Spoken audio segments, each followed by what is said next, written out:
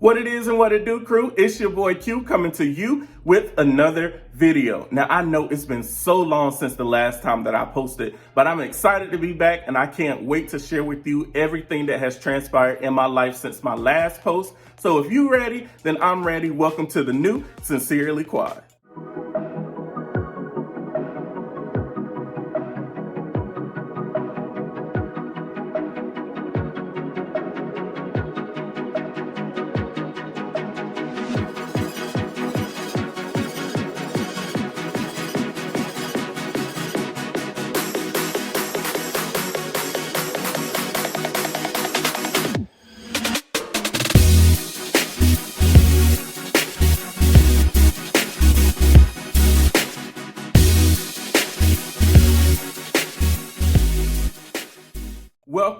Welcome back to everyone, all of my subscribers. I know it has been a while since the last time that I posted, but again, I'm here to talk all about that and what is going on in my life since the last time that I actually posted. So before we jump into things, if you are new to my channel, go ahead and hit that subscribe button. Also hit the bell notification so you could be notified on the next time I post, and be sure to remember to like and comment down below.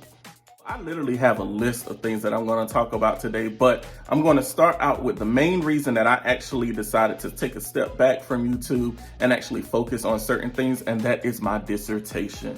Those of you who know me personally, you know that I've been well, I don't want to say struggling, but I've been dealing with my dissertation for a couple of months now. Now I'm in almost the final phase. I just finished my chapter 1. So I pretty much am going to have either 3 or 4 chapters, but chapter 1 was a beast. I'm not even going to lie. And then they're saying, you know, as long as you get through chapter 1, then you're pretty much fine from there. But I'm looking at my chapter 2, and there's a lot that's going to go into it. So I'm pretty much ready to be finished as soon as December, but I can't graduate until May because this particular school that I attend, they don't actually have winter graduations for doctoral students. So I'm actually going to be finished in May of 2023.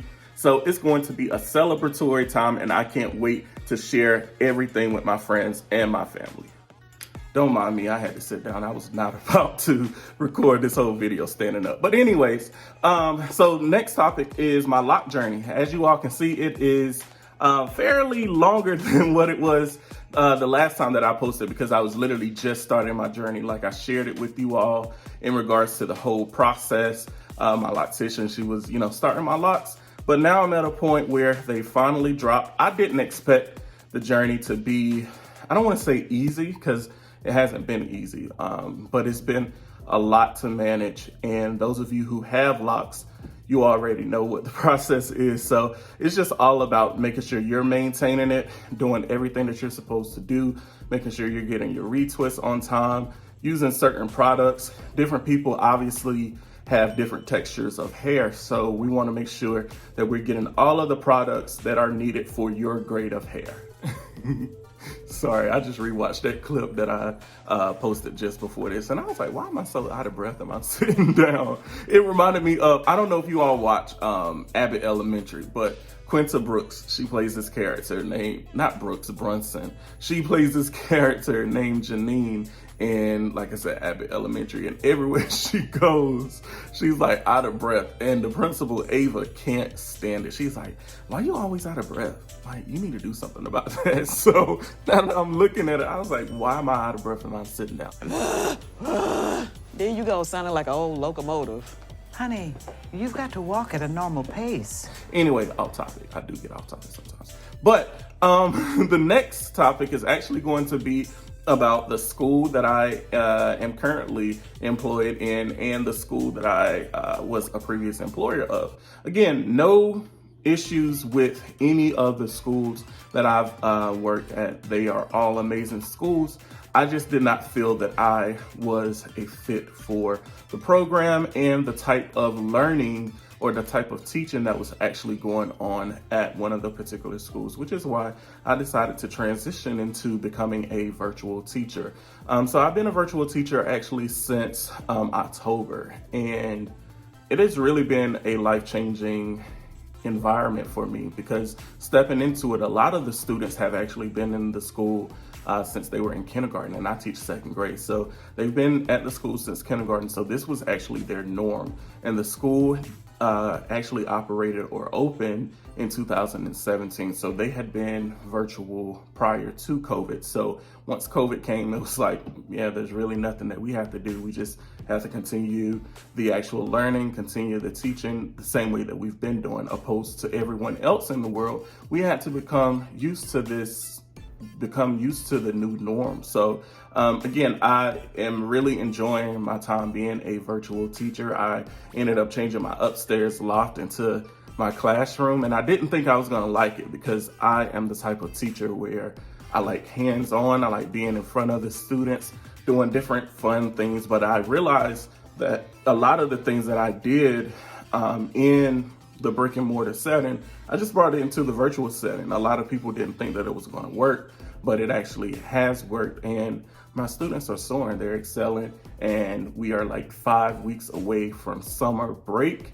And I cannot wait. Even though I'm working from home, like, we still need breaks from time to time. And even with the students that I have, like I have 72 students. So even with them all on camera at one time, like they know the expectations, they know the rules. But, obviously you have some of those who still want to try you, but I'm the type, I love to build relationships. So I pretty much switch it up. Like, it's not my rules, it's your rules that you're actually breaking. So I don't feel bad about them. And then once I change the trajectory of different things, then they're like, oh, we are breaking our rules. Like, we created these rules. So they mean a lot more to them, opposed to me creating the rules and then trying to implement them from there. But recently, switching gears, I actually got promoted to a new position at a new school. I'm not going to disclose that information, but the position is Dean of Culture and Instruction, which is another way of saying assistant principal in residence. So I'm looking forward to that position. I actually start in July 1st, actually, of this coming up school year. So I'm looking forward to transitioning into this role and just getting to know the different people, getting to know the different network that the school is a part of. I honestly had been trying to get to this school for about 3 years now, and each time I would always make it to like the final round and would never secure the position. But luckily, the talent acquisition coordinator, she remembered me from my previous interviews, and she was like, yeah, we can skip the phone interview. Like, we've had several of those. We can also skip the performance task because you've done that part already. We already know what work you're capable of. So we're going to send you on to the final round.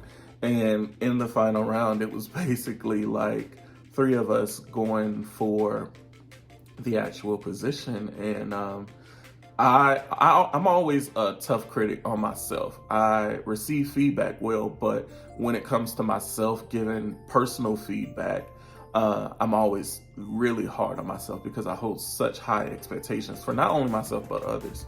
But I just knew, like, the whole ride back to Charlotte, because it's not in Charlotte. It's, I was about to tell y'all, but I don't want y'all to know where I work. Y'all, those who know me, know where the position is, but I will say it is further away from home, meaning Charlotte. So I was just like, I bombed that interview the same way that I said I bombed previous interviews and I ended up getting a position. But I was like, there's no way these folks gonna hire me. And the interview was over around 11, and I was still driving back to Charlotte, and around 3 I actually got the call and they said, we're gonna offer you the position. I was like, shut up. Like, were you sitting in the same interview as me? Because nah.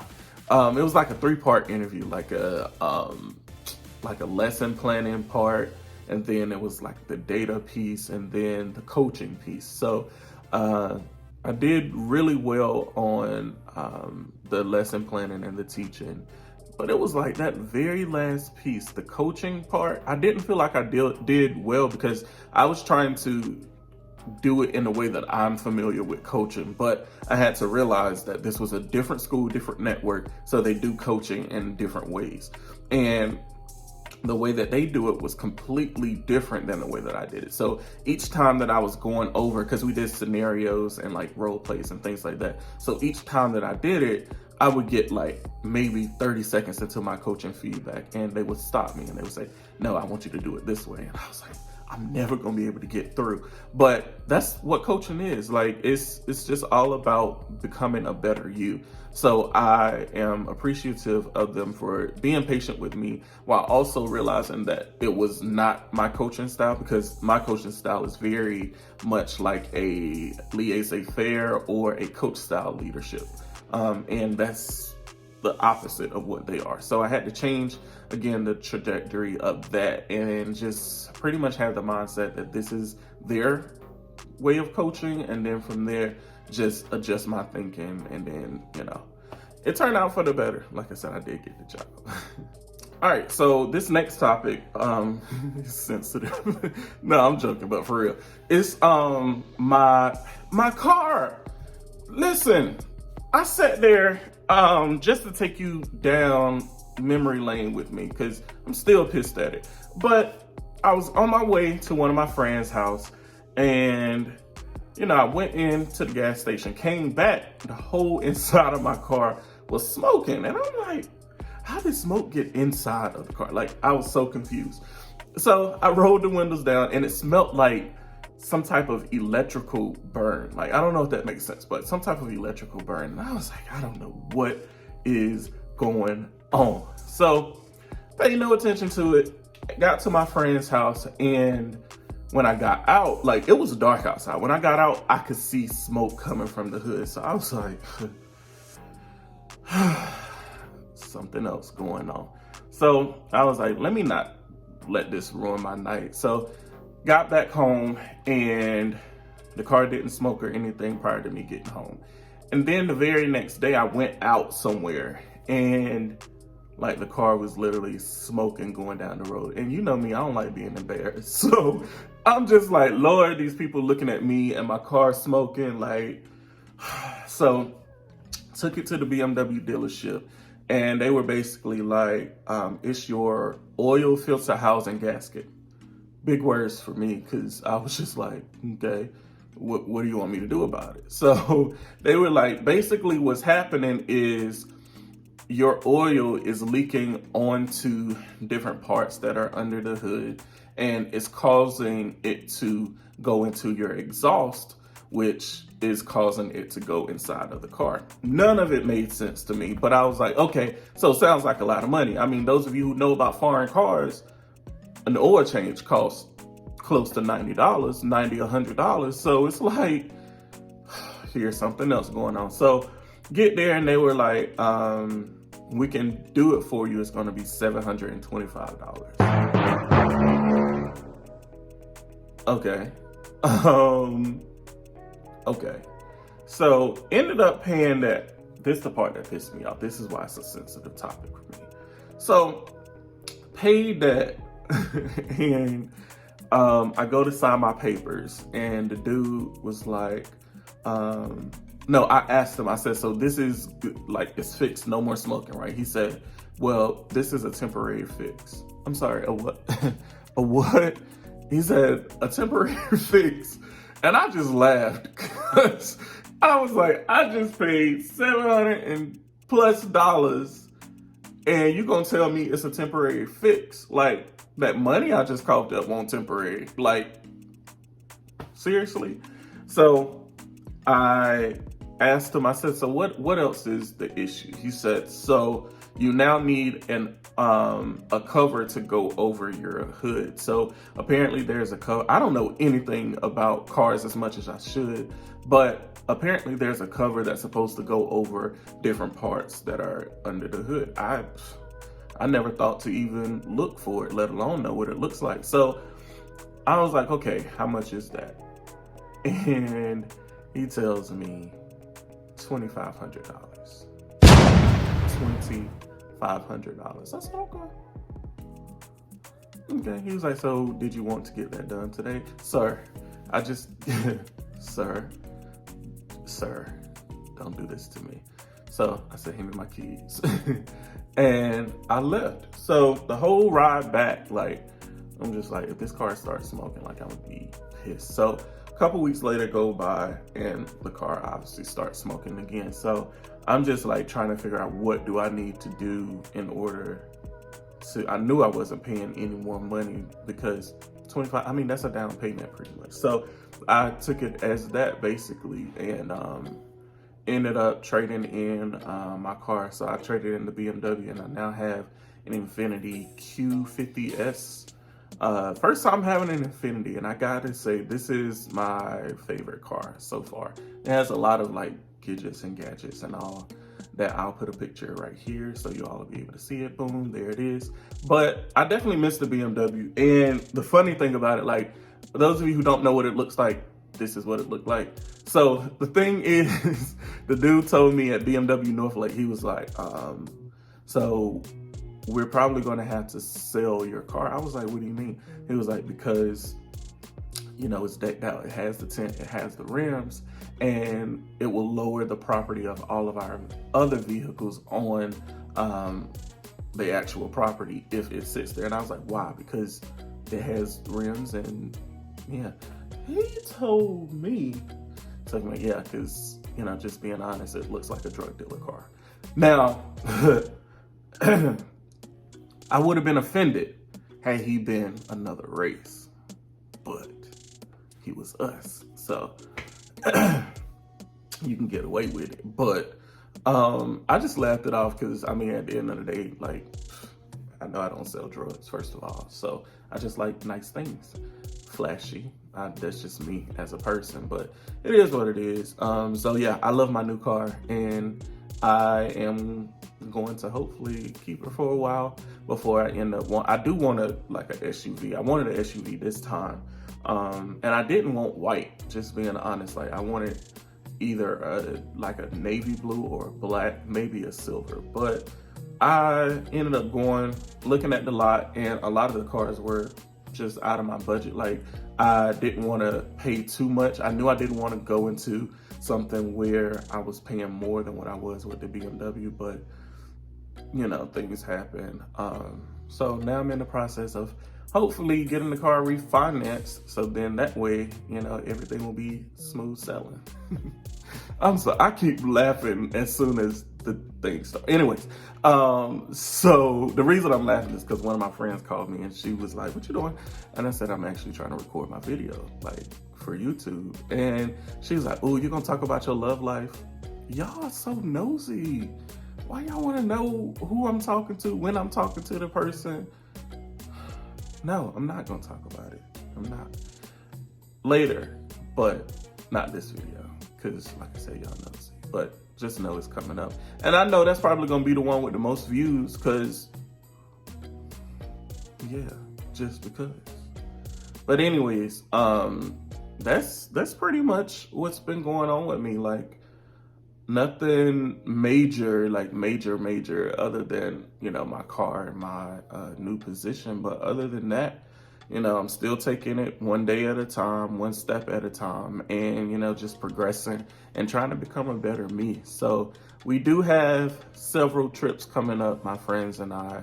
So I'm gonna make sure that I'm vlogging on those, as well as my 30th birthday is in October. So I'm gonna try to get some clips from either me, you know, setting up. I'm pretty sure some people are gonna actually record there. So I'll just pretty much combine it into like an entire reel and share it here. But there's so much that I have in store for this new relaunch of Sincerely Quad. And I'm looking forward to it. So if there's something that you all actually want to see on the channel, please be sure to comment and let me know. You can either comment down below on this video or hit me up at my social media handles, which will be listed above my head up here. And then that way we all can make sure that we remain in contact and you all can communicate with me just as well as I will communicate back with you. So I will be sure to become a little bit more consistent with my videos since life has actually calmed down just a little bit. So as always, be sure to tell a friend or two about your boy Q.